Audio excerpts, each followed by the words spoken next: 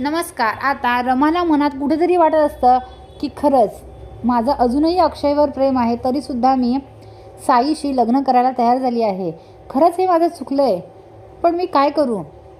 जर मी अक्षयकडे परत गेली तर ही इरावती माझ्या सगळ्या घराला संपवून टाकेल, माझ्या घराची वाट लावेल.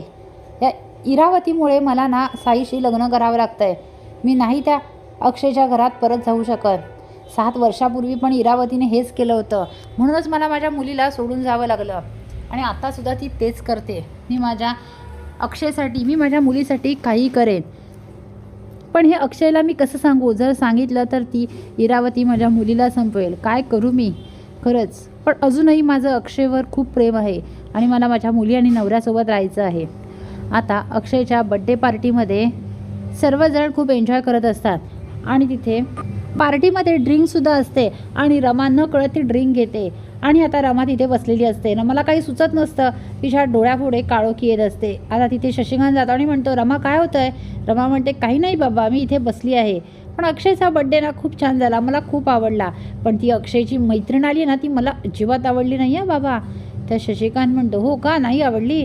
तर रमा म्हणते, नाही, तिला ना असं वाटतंय ती अक्षयच्या नुसती जवळजवळ करते, नुसती अक्षयच्या पुढे पुढे करते. मला नाही आवडत ते. मला माझ्या अक्षयच्या जवळ कोणी गेलेलं अजिबात आवडत नाही. शशिकांत म्हणतो, रमा तुझं अक्षय? अगं तुझं तर आता लग्न होतं ना साईसोबत. तेव्हा लगेच रमा म्हणते, हो, होत असलं तरी अक्षय हा माझाच आहे, कारण माझं अजूनही अक्षयवर खूप प्रेम आहे. तेव्हा शशिकांत म्हणतो, काय, तुझं अजूनही प्रेम आहे? ती म्हणते, हो बाबा, मी अजूनही त्यांच्यावर खूप प्रेम करते. असं वाटतं ना साईशी ठरलेलं लग्न मोडावं आणि परत यांच्याकडे यावं, माझ्या नवऱ्याकडे, माझ्या मुलीकडे. पण मी काय करू? मी नाही येऊ शकत. माझ्या हात दगडाखाली आहेत बाबा. तर शशिकांत म्हणतो, पण काय झालं, बोल, का तू येत नाही आहेस? त्याला कारण काय आहे? तेव्हा आता रमा ते सांगत नाही. आता शशिकांतला एवढं तरी बरं वाटतं की चला, रमाचं आपल्या अक्षयवर प्रेम आहे, मग आता आपल्याला त्या दोघांना एकत्र आणलंच पाहिजे. तर आता इकडे आरोही सगळ्यांना म्हणते, चला आता आपण सगळ्यांनी गेम्स खेळूया. आता सर्वजण छानपैकी गेम्स खेळत असतात. लगेच आता अक्षयच्या बाजूला जाऊन स्वरा बसणार, तेव्हा लगेच जाऊन रमा बसते आणि आता रमाच्या बाजूला स्वरा बसते. आता अक्षय आणि स्वराच्या मध्ये रमा बसलेली असते. शशिकांत हे बघून सगळं हसत असतो. आता हे सगळं बघून इरावतीचा नुसता जळफळाट होत असतो. ती म्हणते, काय हा बालिशपणा चालला आहे? या रमाने इथे यायची काय गरज आहे? आणि आता ही कोण स्वरा? आणि नक्की ही स्वराच आहे का?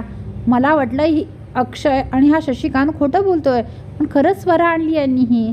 आणि ती ताराला जाऊन सांगते की हिची सगळी हिस्ट्री काढ, ही कोण आहे, ही कुठची आहे, हिचं खरं नाव काय, खरंच ही स्वरा आहे का? तेव्हा तारा म्हणते, ठीक आहे.